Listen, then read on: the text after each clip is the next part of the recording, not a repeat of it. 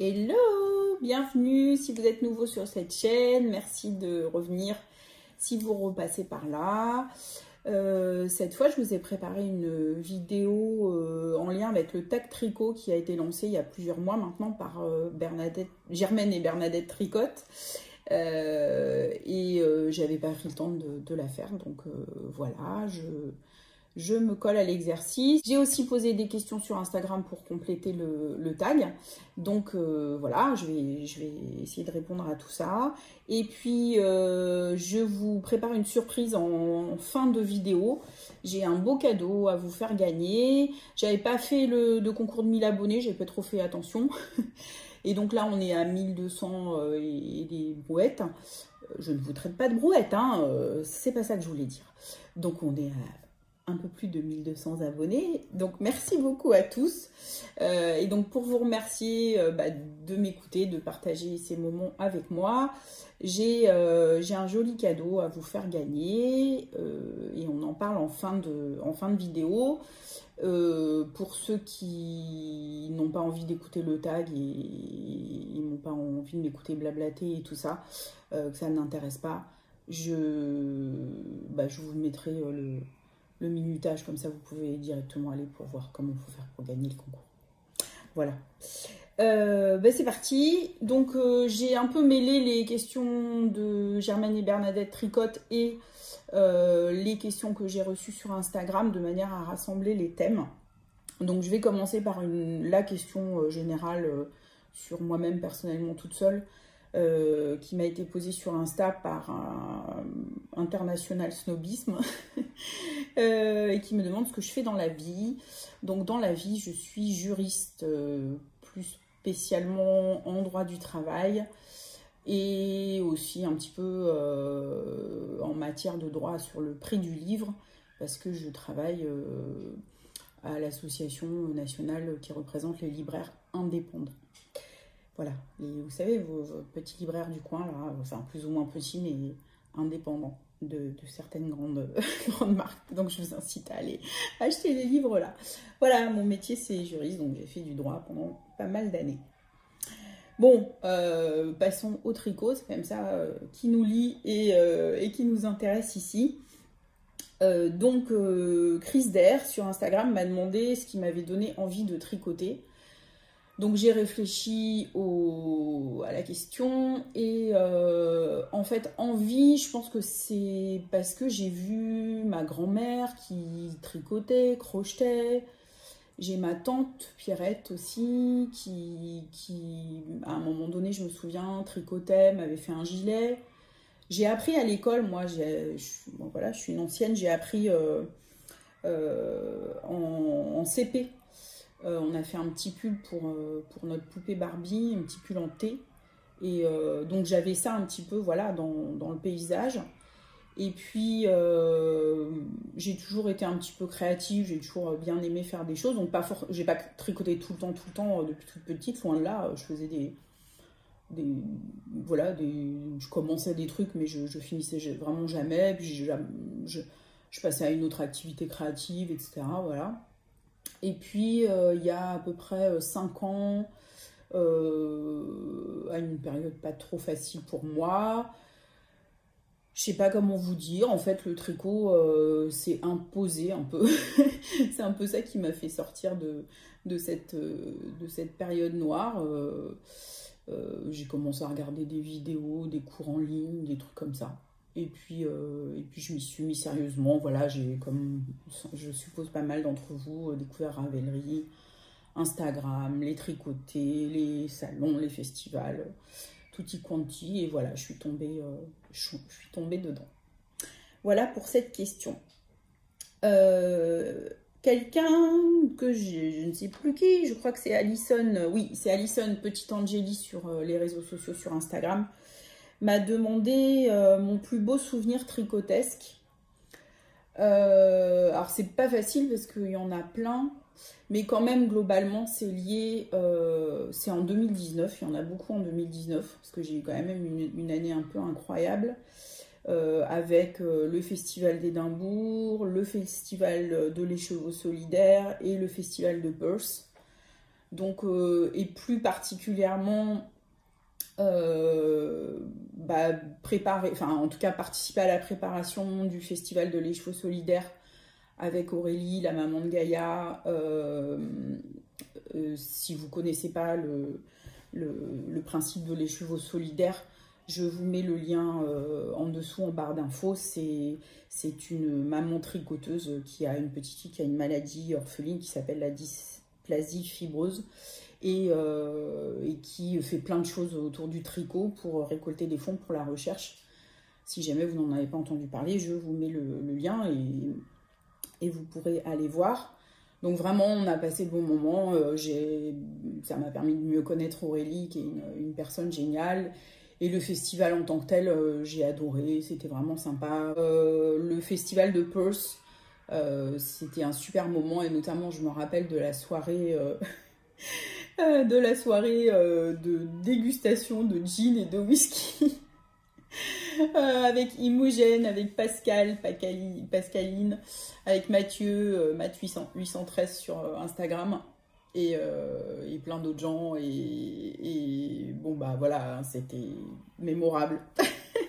On a bien ri et bien bu évidemment, c'était très chouette et puis tout le festival aussi avec Karen Sunnyside Handmade.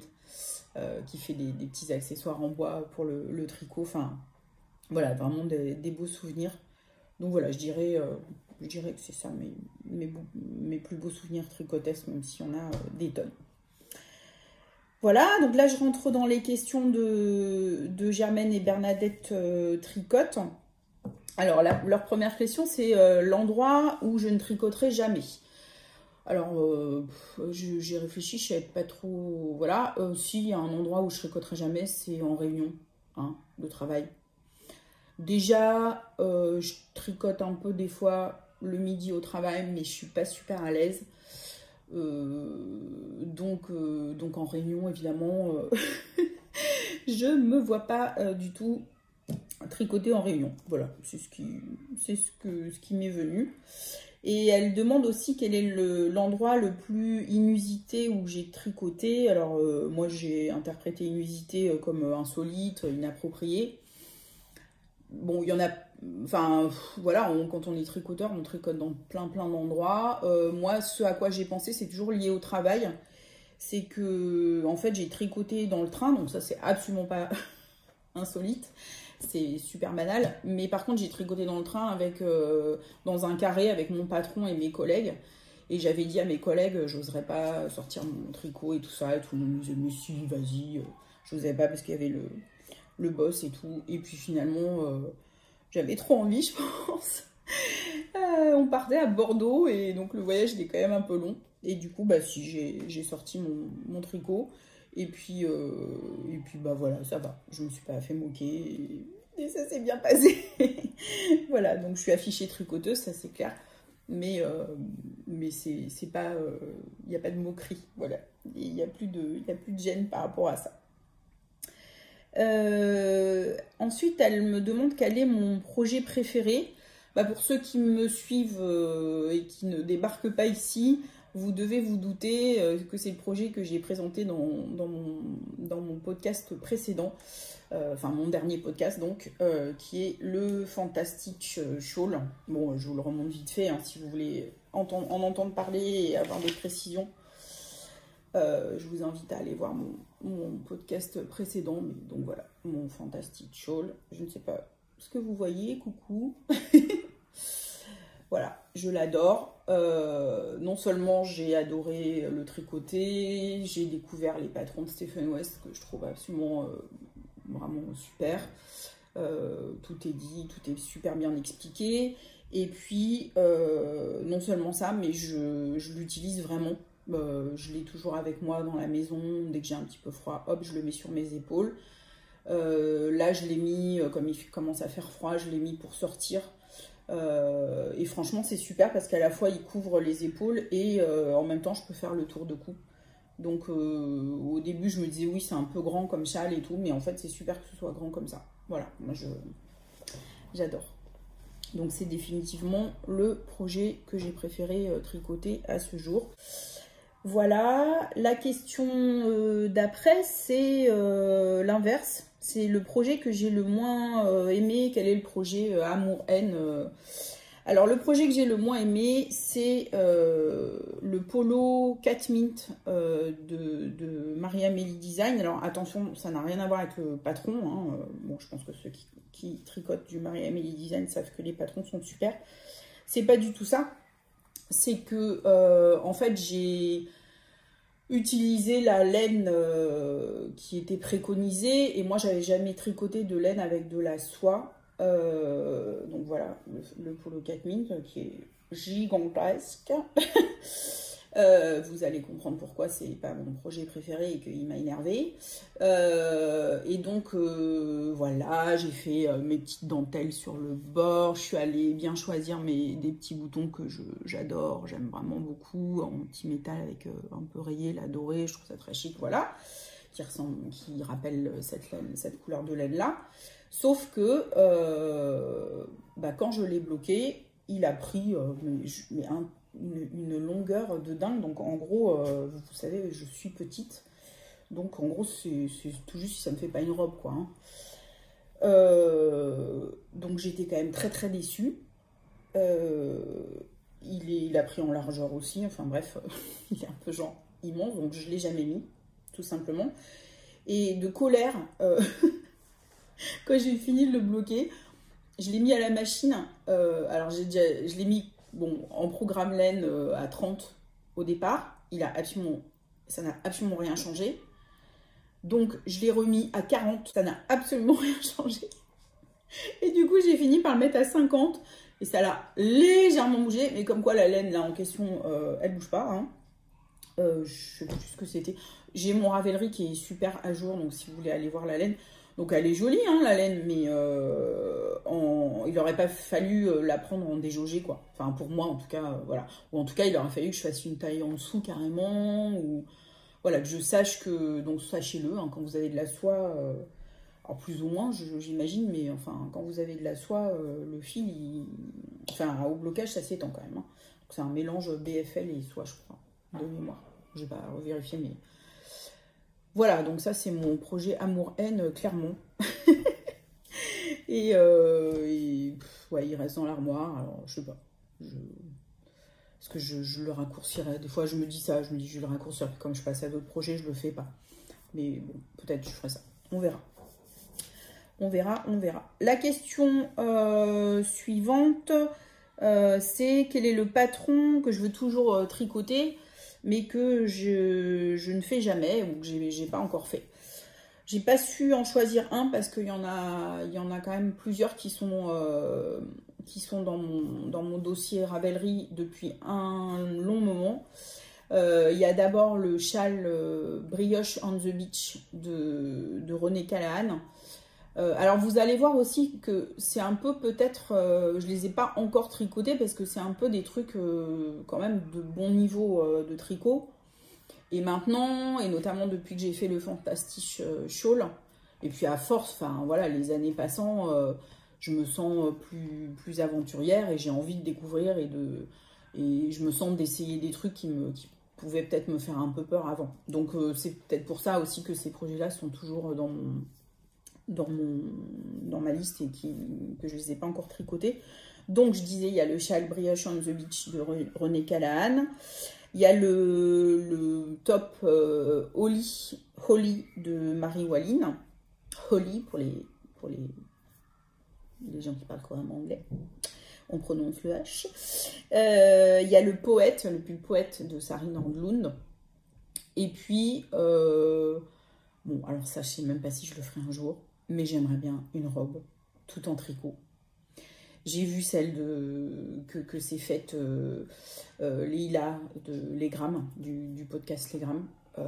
Je trouve que ça lui va super bien. C'est super joli.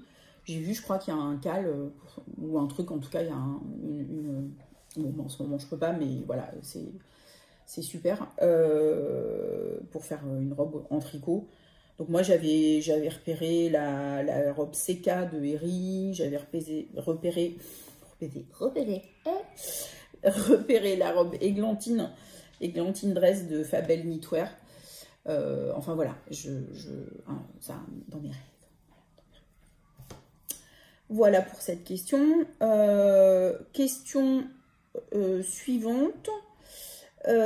Question suivante. Ah oui, il y a Exception Laine sur Instagram qui m'a demandé comment je préfère acheter la laine. Est-ce que je préfère acheter en boutique, en salon, en festival, sur internet, etc. Clairement, je préfère acheter quand je rencontre des gens. Donc j'adore acheter quand je rencontre la personne qui a fait la laine ou qui a teint la laine. Donc forcément les producteurs de laine ou les teinturières, donc plutôt sur les salons, c'est quand même, voilà, c'est quand même super. Il y a une ambiance et tout ça. J'aime aussi beaucoup aller en boutique, dans les boutiques parisiennes ou ailleurs. Par exemple, je suis partie en vacances en Normandie, je suis passée à la boutique des laines normandes, laine à l'ouest. Forcément, voilà, j'aime mieux. Bon, après, il y a des fois, ça m'arrive de commander. Mais si je peux éviter, ça me va très bien d'acheter dans les festivals et salons et boutiques plutôt, où il y a des vrais gens, vous voyez.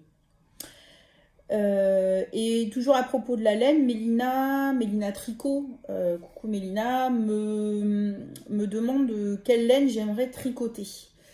Alors, quelle laine j'aimerais tricoter? Plein. Donc c'est pareil, ce genre de questions pas faciles à dire. Mais il y a quand même deux laines qui me font de l'œil. Une laine canadienne qui est la Urso, que j'ai pas et que j'ai jamais tricoté. Ça, je pense qu'un jour, j'aimerais bien en tricoter. Et puis, une laine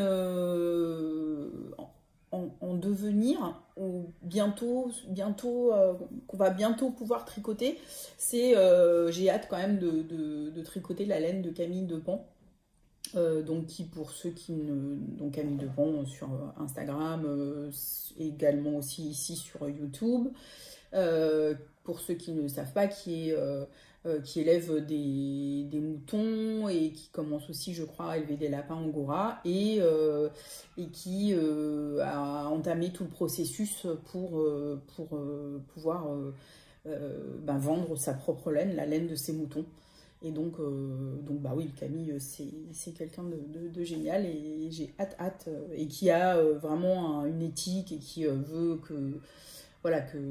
essayer d'être au plus proche d'un point de vue, localement et au plus proche des règles écologiques et tout ça. Et donc je trouve ça super. Donc voilà, ça c'est les deux laines que j'aimerais bien tricoter. Mais l'année dernière, j'ai fait un calendrier de l'Avent justement avec Mélina du Québec, Mélina Tricot, et du coup, on s'est changé en fait des laines européennes contre des laines canadiennes et notamment plein de mini. Et du coup, j'ai pas encore eu l'occasion de tout tricoter, mais elle m'a offert notamment pas mal de mini, mais vraiment de discuter avec elle. Et je regarde aussi beaucoup de podcasts canadiens et il y a plein de laines canadiennes, donc je voulais pas faire des listes sans fin, mais voilà, j'ai en tête plein de laines canadiennes que je connais pas encore et dont j'entends toujours parler dans les podcasts, donc ça donne envie. Voilà. Ensuite, le tag donc de Germaine et Bernadette demande pourquoi aimes-tu tricoter? Pourquoi j'aime tricoter? En fait, je crois que j'aime tricoter parce que je trouve incroyable ce qu'on peut faire avec un fil, avec la matière première. C'est-à-dire que je trouve génial ce processus d'avoir soit un animal qui a une toison particulière, soit une fibre, un végétal, et qu'on travaille cette matière brute, et qu'on arrive à faire des fils différents, incroyables, avec des couleurs pas possibles, et que nous, ensuite, avec nos petites mains et nos petites aiguilles, on arrive à faire des pulls, des châles, des bonnets, et tout ça. Je trouve ça super. Voilà, je crois que c'est ça que j'aime. C'est l'ensemble du... Ouais, c'est l'émerveillement de me dire on part d'un fil, quoi. Voilà, on a ça. Et, au départ, c'était même pas ça, c'était une toison. et on arrive à faire ça. Voilà, je trouve ça génial. Voilà, c'est ce que j'aime dans le tricot. Ensuite, la question suivante, c'est quels sont mes designers préférés? Alors c'est pareil, les listes comme ça, c'est compliqué parce qu'il y en a plein. Mais du coup, en me creusant la tête, j'ai essayé de recentrer sur vraiment des designers que j'aime beaucoup, qui ne sont pas forcément ceux que j'ai tricotés. Toujours pour la même raison, parce que vous allez voir, c'est quand même des designers qui ont un univers avec des projets quand même originaux, particuliers, tout ça. Donc c'est peut-être pour ça. Enfin, sauf le premier qui est Stephen West, évidemment, vous allez vous doutiez que j'allais le citer. Déjà, j'aimais le fait que, même avant d'avoir tricoté, j'aimais le fait que, bah voilà, c'est quelqu'un dont les designs sortent de l'ordinaire et qui a un univers très fort, et parfois ses photos, c'est même très artistique, ses châles le sont aussi, ses châles, ses pulls, tous ces designs. Et maintenant, le fait d'être rentré dans son univers en tricotant ce premier châle et en continuant, c'est vraiment, c'est vraiment prenant d'être dans ces tricots. Et oui, définitivement, c'est un de mes préférés. Sinon, j'aime beaucoup aussi les designs de Midori Hirose. Je m'excuse pour la prononciation, je ne sais pas si on prononce comme ça. De Junko Okamoto. Et puis, j'aime, chez les Françaises, j'aime de plus en plus les designs de Yarnflex, Audrey, que je suis aussi sur Patreon. Je trouve, voilà, même si je ne tricote pas tout, ou même j'en ai pas encore tricoté, voilà, je trouve qu'elle fait mouche dans mes goûts à chaque fois, et j'aime bien. Mais bon, voilà, il y en a plein.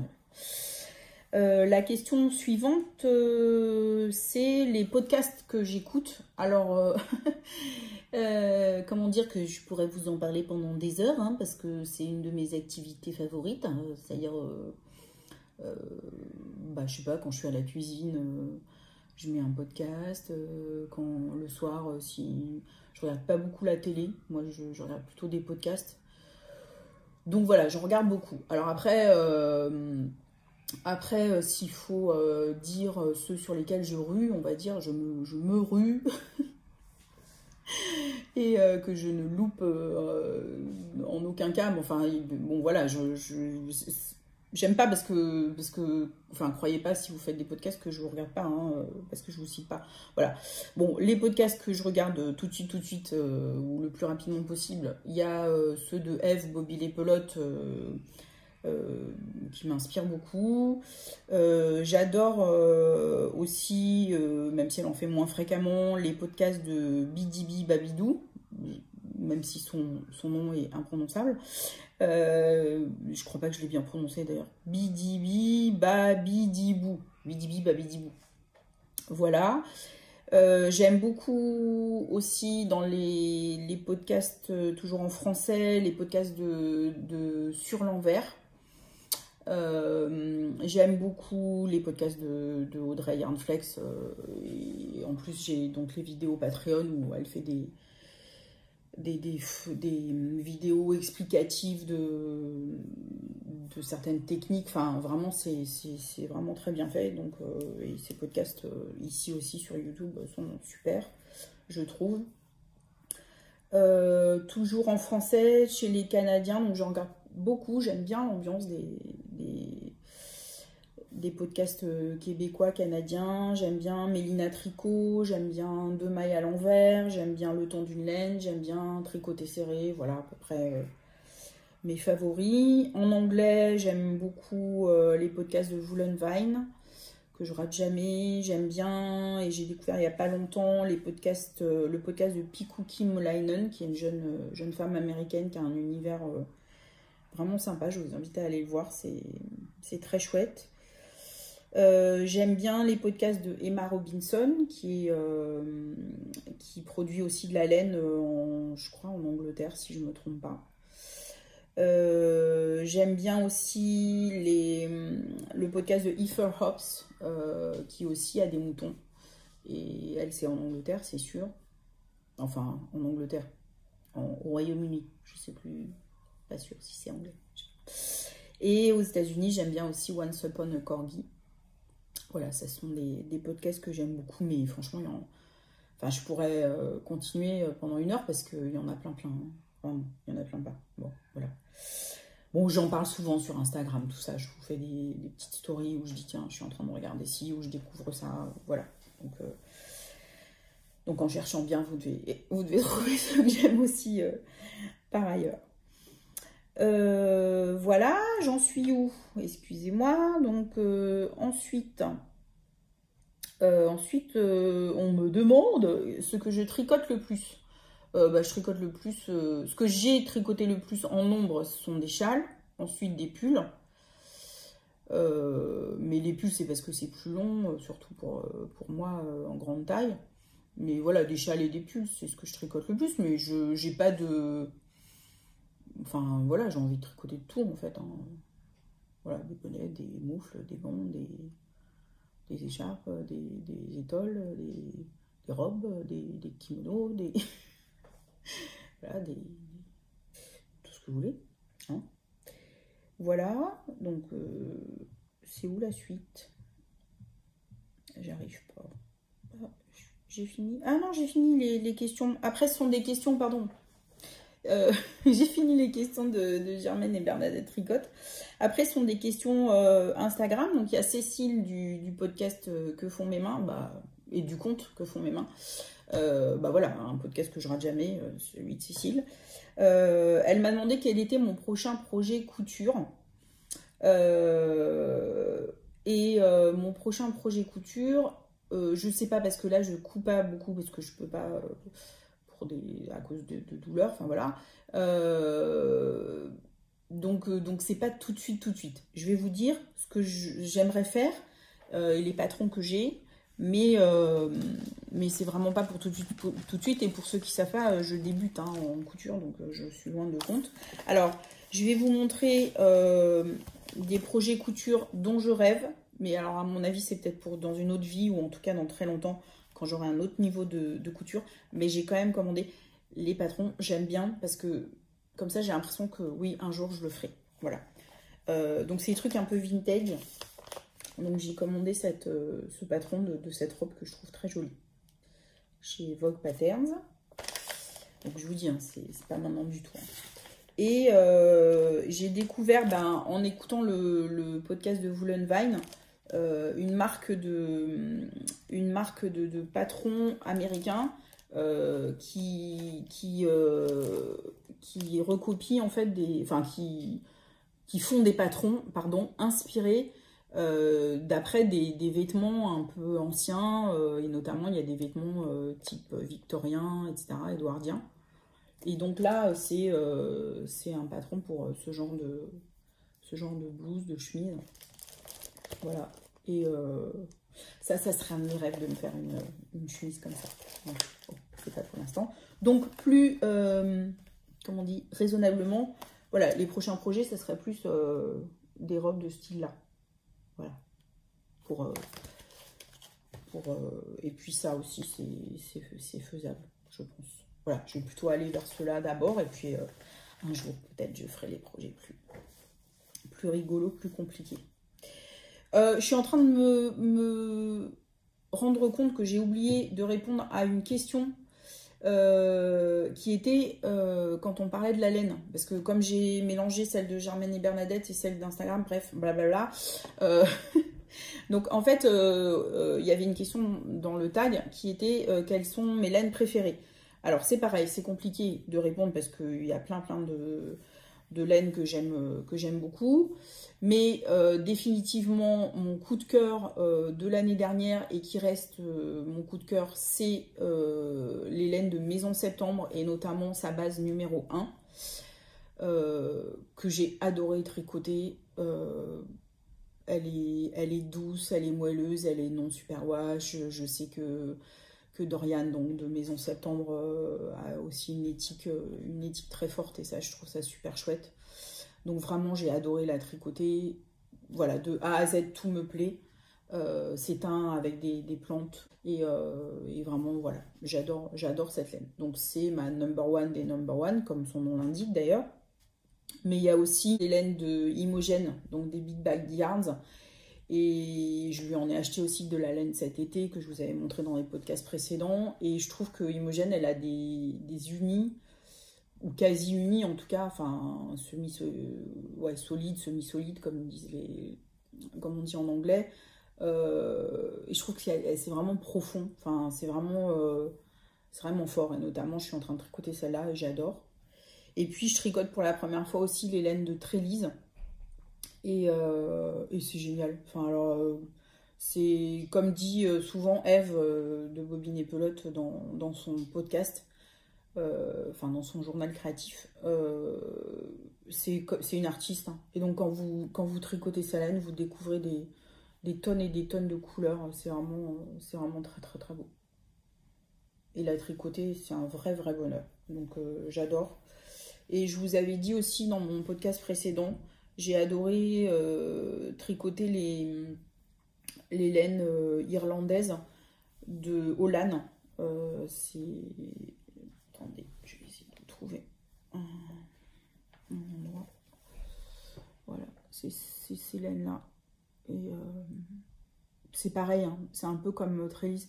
J'aime beaucoup, en fait, quand il y a une couleur principale, et puis qu'après, il y a des tas et des tas mais finement, quoi, de petites couleurs qui s'harmonisent avec, mais malgré tout, voilà, ça reste un vert, même si il y a des tonnes de couleurs. Là, ça reste un gris, même, voilà, je sais pas, je trouve que c'est vraiment ce que j'aime beaucoup. Là, on est plus sur les couleurs.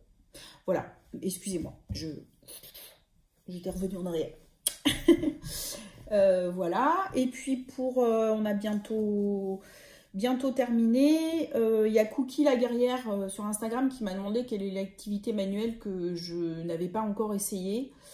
L'activité manuelle que j'ai pas encore essayée, il n'y en a pas beaucoup parce que j'essaye plein de trucs moi. Je tiens pas toujours dans le temps, mais j'aime bien comprendre, en fait, j'aime bien, ça m'amuse. Mais du coup, il y a un truc qui me fascine, mais je pense que j'essaierai jamais parce que déjà, il faut avoir l'occasion. Mais c'est la dentelle, faire de la dentelle, la vraie dentelle, vous savez, avec les trucs en bois là, et les 10 milliards et les clous et les 10 milliards de fils qu'on mélange et tout. Ça doit être extraordinaire de réussir à faire ça. Voilà, ça doit être génial. Et enfin, il y a ma copine, c'est presque fini. Il y a ma copine Marianne, Liliosa, qui me demande quand je reviens dans le Doubs. Eh ben, bonne question en ce moment, voilà. Mes papa, maman me manquent. Je reviens dès que possible et je prie pour que on puisse faire Noël en famille. Voilà. Et puis, pour conclure, question d'Amandine, Amandine Tricotte sur Insta, qui m'a demandé si je préférais avoir 4 mains mais être hyper nulle en tricot, ou comme ça, voilà, et une déesse du tricot. Et ben, figure-toi que je préférais avoir 4 mains. Tant pis pour le tricot, parce qu'il y a quand même... Voilà, ça serait dur de ne pas faire du tricot, mais après tout, je pourrais réapprendre avec 4 mains. Mais avoir 4 mains, franchement, Amandine, bah, ça doit quand même être pas mal, hein, parce que c'est pas assez de mains. C'est pas assez. De mains, de pieds, c'est pas assez du tout. Voilà. Voilà pour le tag tricot. Bon, j'espère, c'est un peu bizarre, c'est vraiment très moi je, mais j'espère que ça vous a plu quand même et que ça vous a fait peut-être découvrir des marques de laine ou des podcasts ou des projets. C'est surtout ça, ou des designs, voilà, des noms de projets qui vous ont plu. C'est surtout ça le but, j'espère.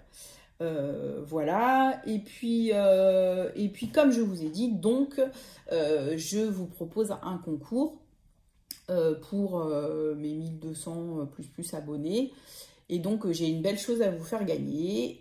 J'ai à vous faire gagner une box de Les Chevaux Solidaires, une box de Noël.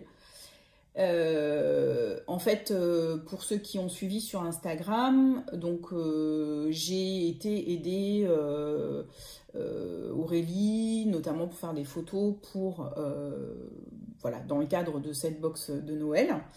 Et donc Aurélie avait prévu de me donner une box de Noël. Sauf que moi, j'avais déjà précommandé ma box de Noël. Donc je lui dis, bah non, non, c'est pas la peine, j'en ai déjà une. Elle me dit, si, voilà. Donc, bah, l'idée, c'est que quelqu'un en profite, en fait. Voilà. Et c'est aussi donc l'occasion pour moi de vous dire merci.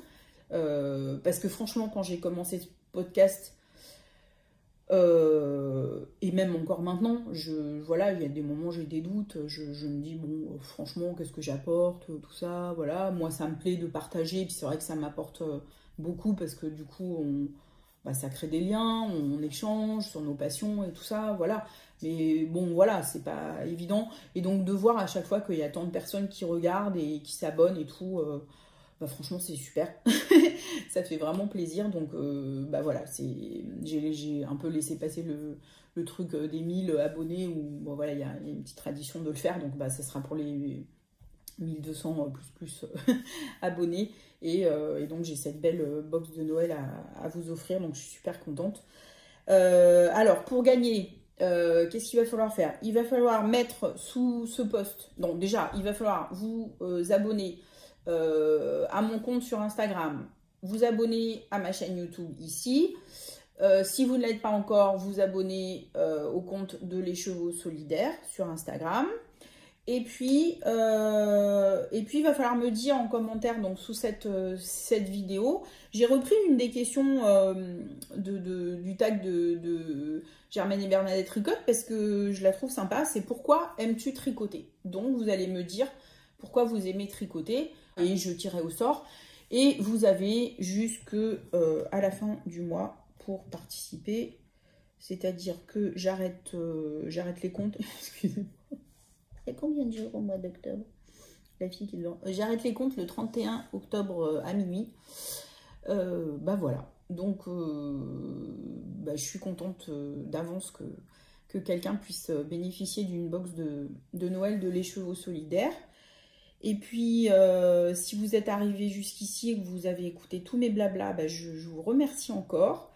Ça a été un plaisir de faire cette vidéo. Et puis...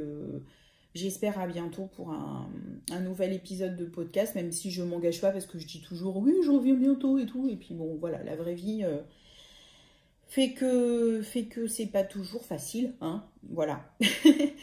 À la prochaine, je vous embrasse et portez-vous bien, prenez soin de vous, des autres et des vôtres.